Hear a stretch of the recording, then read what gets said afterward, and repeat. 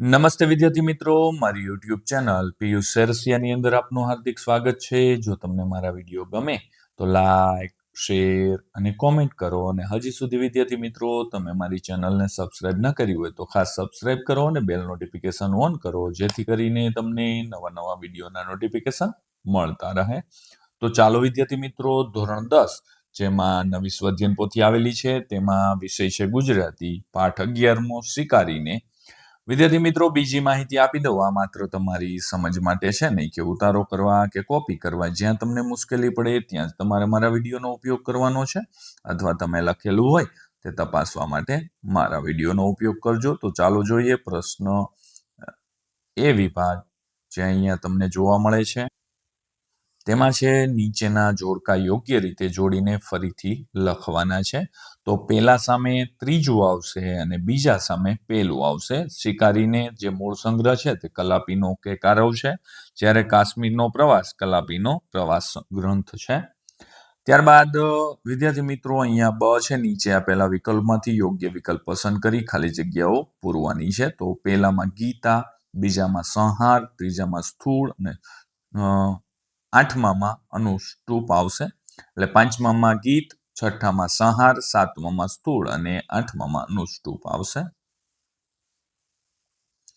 પ્રશ્ન ક છે, નીચે આપેલા પ્રશ્નોના એક વાક્યમાં ઉત્તર લખવાના છે. તેમાં આપણે જોઈએ વિદ્યાર્થી મિત્રો, તો 9મો પ્રશ્ન છે, શિકારીએ કાવ્યમાં કઈ ભાવના વ્યક્ત થઈ છે? તો આ કાવ્યમાં વસુદેવ કુટુંબની ભાવના છે તે વ્યક્ત થઈ છે. 10મો પ્રશ્ન, કવિ કલાપીના મતે આખું વિશ્વ શું છે? તો કવિ કલાપીના મતે આખું વિશ્વ સંતોનો આશ્રમ છે. 11 નંબરનો પ્રશ્ન, પંખીને પામવા કવિ શું કરવાનું કહે છે? તો પંખીને પામવા કવિ પંખીના ગીતો સાંભળવાનું કહે છે. 12 નંબરનો પ્રશ્ન, સૌંદર્ય પોષવું, પૂજવું એ પ્રભુનું શું છે? તો તે પૂજવું એ પ્રભુનો ઉપયોગ છે. પ્રશ્ન 8, નીચે આપેલા પ્રશ્નોના 3-4 વાક્યમાં ઉત્તરો લખવાના છે. તો 13 નંબરનો પ્રશ્ન છે વિદ્યાર્થી મિત્રો, સૃષ્ટિનું સૌંદર્ય કવિને ક્યાં ક્યાં જોવા મળે છે? તો કલાપીએ કાવ્યમાં પ્રકૃતિ તેમજ પ્રાણી જગત સાથે સૌહાર્દ તેમજ સૌંદર્ય દ્રષ્ટિને આવરી લીધી છે. કવિ વૃક્ષો, પક્ષીઓ, ફૂલો, વેલાઓ તેમજ ઝરણાઓમાં સૃષ્ટિના સૌંદર્યને જુએ છે. વૃક્ષો પર કલરવ કરતા પક્ષીઓના ગીતોમાં પણ કવિ સૌંદર્યનો અનુભવ કરે છે. પ્રશ્ન 14 આવે છે, કવિ યુવાનને સંહાર કરવાની કેમ ના પાડે છે? સમગ્ર વિશ્વ સંતના આશ્રમ સમાન છે. જે આશ્રમ કુળ સાથે વસુદેવ કુટુંબનો વેદાંત અહિંસક ભાવના સચવાયેલી છે. આથી આશ્રમની ભાવનાની વિરુદ્ધ સંહાર કે હિંસા કરીને ક્રૂર બનવાની કવિ યુવાનને ના પાડે છે. 15 નંબરનો પ્રશ્ન છે, નીચેની કાવ્ય પંક્તિ સમજાવો. સૌંદર્ય વેડફી દેતા નાના સુંદરતા મળે, સૌંદર્ય પામતા પહેલા સૌંદર્ય બનવું પડે. સમગ્ર વિશ્વમાં ઠેર ઠેર સૌંદર્ય પથરાયેલું છે. એ સૌંદર્યનો નાશ કરવાથી એમાં રહેલી સુંદરતાને આપણે નષ્ટ કરીએ છીએ.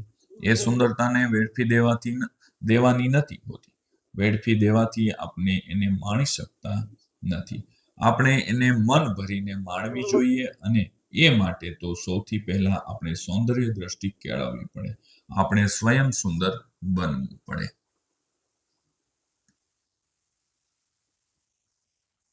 ત્યારબાદ પ્રશ્ન આવે છે, નીચે આપેલા પ્રશ્નોના 8-10 વાક્યમાં મુદ્દાસરો ઉત્તર લખવાના છે. તો 16 નંબરનો પ્રશ્ન, શિકારીને કાવ્યનો કેન્દ્રવર્તી વિચાર સ્પષ્ટ કરો, અથવા શિકાર કાવ્યમાં વસુદેવ કુટુંબની ભાવના સમજાવવાની છે. તો ચાલો જોઈએ. અહીંયા વિદ્યાર્થી મિત્રો, આપણે આ જવાબ છે તે કોમ્પ્યુટરાઇઝ કરેલ છે. કાવ્યના આરંભે રહેવા દે એ શબ્દોની પુનરુક્તિ દ્વારા યુવાન શિકારીને પક્ષીનો સંહાર કરવા માટે વિનવણી કરે છે. આ વિનવણી જ સૂચવે છે કે શિકાર કરવા જેવું ક્રૂર કર્મ એક પણ નથી. સૌમાં પરમાત્મા રહેલો છે. પક્ષીનો સંહાર કરવાથી તેનું મૃત શરીર જ મળે છે. પક્ષીનો સંહાર એ પરમાત્માના સંહાર બરાબર છે. પરમાત્માએ સર્જેલી સૃષ્ટિમાં પંખીઓ, ફૂલો, લતા, ઝરણા, વૃક્ષો વગેરે અનેક પ્રકૃતિ તત્વોનું સૌંદર્ય ભરેલું છે. સૌંદર્ય માણવું હોય તો તેને માટે સૌંદર્ય દ્રષ્ટિ કેળવવી પડે. સૌંદર્યનું જતન કરવાથી, એમને આદર કરવાથી પરમાત્માના આનંદ માણી શકાય છે. પરમાત્માનું આ સુંદર સર્જન છે, એમાં વસુધૈવ કુટુંબકમની ભાવના રહેલી છે. ત્યારબાદ પ્રશ્ન નંબર 17 આવે છે. શિકારીને કાવ્યમાં કવિ પ્રકૃતિ જગત અને પ્રાણી જગતનું સૌહાર્દ કઈ રીતે રજૂ કરે છે? શિકારીનો કાવ્યના શીર્ષકની યથાર્થતા ચર્ચો. આ બેમાંથી આપણે જવાબો લખવાના છે. તો ચાલો જોઈએ. કોમ્પ્યુટરાઇઝ.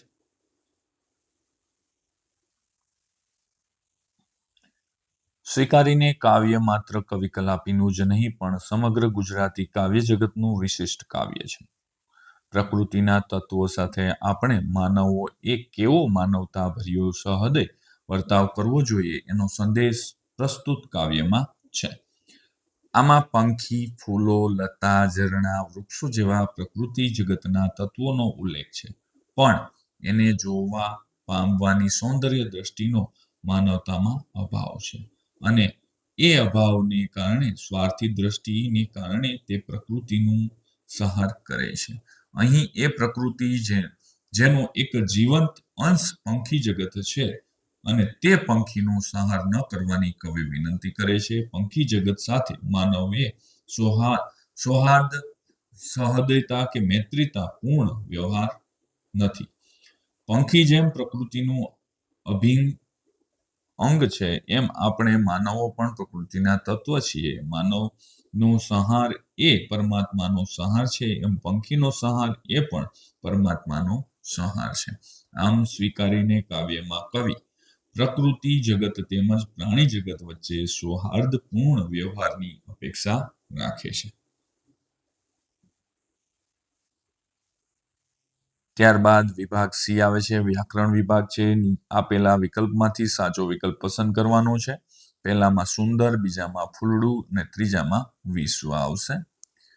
19માં નીચે આપેલા શબ્દોની સાચી સંધિ છોડો. તો અહીંયા વિદ્યાર્થી મિત્રો અ અને બ બંનેની અંદર સંધિ છોડો છે, અને સંધિ જોડો પણ કરી દીધેલું છે. તમે પણ કરેલું જ હશે તો ચેક કરજો.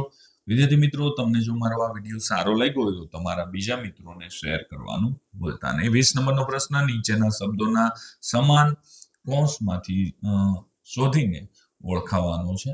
સમાસ ઓળખાવાનો. તો પહેલામાં કર્મધારય, ત્રીજામાં તત્પુરુષ આવશે. 21માં નીચેની પંક્તિઓમાંથી અલંકાર ઓળખાવો. તો પહેલામાં રૂપક અલંકાર, બીજામાં શબ્દાનુપ્રાસ અલંકાર આવશે. 22 નંબરની અંદર નીચે આપેલા શબ્દોમાં કયો પ્રત્યય રહેલો છે તે જણાવવાનું. પહેલામાં પર પ્રત્યય, બીજામાં પર પ્રત્યય અને ત્રીજામાં પૂર્વ પ્રત્યય. 23માં નીચેના શબ્દોના સમાનાર્થી શબ્દ શોધીને લખો. પહેલામાં ભીનું અને બીજામાં છોડ આવશે. ત્રીજામાં લતા તો વેલ, પક્ષી, કુસુમ અને સર આવશે. 24 નંબરની અંદર વિકલ્પમાંથી સંજ્ઞાનો સાચો પ્રકાર શોધીને લખવાનો. પહેલામાં ભાવવાચક, બીજામાં જાતિવાચક, ત્રીજામાં જાતિવાચક અને ચોથામાં પણ જાતિવાચક. 25 નંબરમાં નીચેના રૂઢિપ્રયોગનો અર્થ જણાવો. તો પહેલો છે તેમાં ખૂબ ભીંજાય જવું થશે. 26 નંબરમાં નીચેના વિરુદ્ધાર્થી શબ્દો. તો પહેલું છે એમાં સાર્થ, બીજામાં શુષ્કતા, ત્રીજામાં નિરૂપ્યો, ચોથામાં સર્જન, પાંચમામાં મારું અને છઠ્ઠામાં સૂક્ષ્મ આવશે. વિદ્યાર્થી મિત્રો, અહીંયા તમને જવાબો આપવામાં આવ્યા છે તે તમારે તપાસવાના છે. 27 નંબરે નીચેના તળપદા શબ્દોના સૃષ્ટ રૂપ આપવાના છે. શિષ્ટ રૂપ. પહેલામાં તને, બીજામાં પ્રયત્ન, ત્રીજામાં સારું અને ચોથામાં શોભે. 28 નંબર છે. નીચેના વાક્યોમાંથી વિશેષણ શોધીને તેનો પ્રકાર જણાવવાનો છે. તો અહીંયા વિદ્યાર્થી મિત્રો જણાવેલ છે. 29 નંબરનો પ્રશ્ન ક્રિયા વિશેષણ શોધીને તેનો પ્રકાર, અને 30 નંબરમાં નીચેના શબ્દોના ધ્વનિ ઘટકો છૂટા પાડવાનું છે. ત્યારબાદ આગળ પ્રશ્ન આવે છે 31 નંબરે નીચેની પંક્તિઓમાં છંદને ઓળખાવાનો છે. તો અનુષ્ટુપ છંદ છે પહેલામાં, અને બીજામાં અનુષ્ટુપ છંદનું બંધારણ તો અક્ષર 32 યતિ ચરણના અંતે બંધારણ પ્રથમ અને ત્રીજા ચરણો 5, 6, 7 આવશે. અહીંયા છંદ છે તેની વ્યાખ્યા આપવામાં આવી છે, તેનું સૂત્ર પણ છે, અનુષ્ટુપ છંદના કોષ્ટક પણ આપવામાં આવ્યું છે, શિખરેણી, મંદાક્રાંતા અને અનુષ્ટુપ, મનહર. ત્યારબાદ લેખન વિભાગ આવે છે ડી, નિબંધ લેખન, એક ઘાયલ પક્ષીની આત્મકથા. તો ચાલો જોઈએ આપણે વિદ્યાર્થી મિત્રો એક પક્ષીની આત્મકથા. અહીંયા મેં એક જે બચ્ચું છે ચકલીનું, તે એક ઘાયલ પક્ષીની આત્મકથા આપને ચકલીની આપવામાં આવી છે. જે તમે જોઈ શકો છો વિદ્યાર્થી મિત્રો, અહીંયા જે ચકલી છે તેની વિશેની વાત છે, જે કોમ્પ્યુટરાઇઝ કરેલ છે. તમારે પણ મારી અને તમારી બંને પક્ષીઓની આત્મકથા અલગ હોઈ શકે છે. આ માત્ર તમને નમૂના રૂપ આપવામાં આવી છે, જેથી કરીને તમને જો ન આવડતી હોય તો તમે વ્યવસ્થિત આના અનુરૂપ બીજી પણ આત્મકથા લખી શકો છો.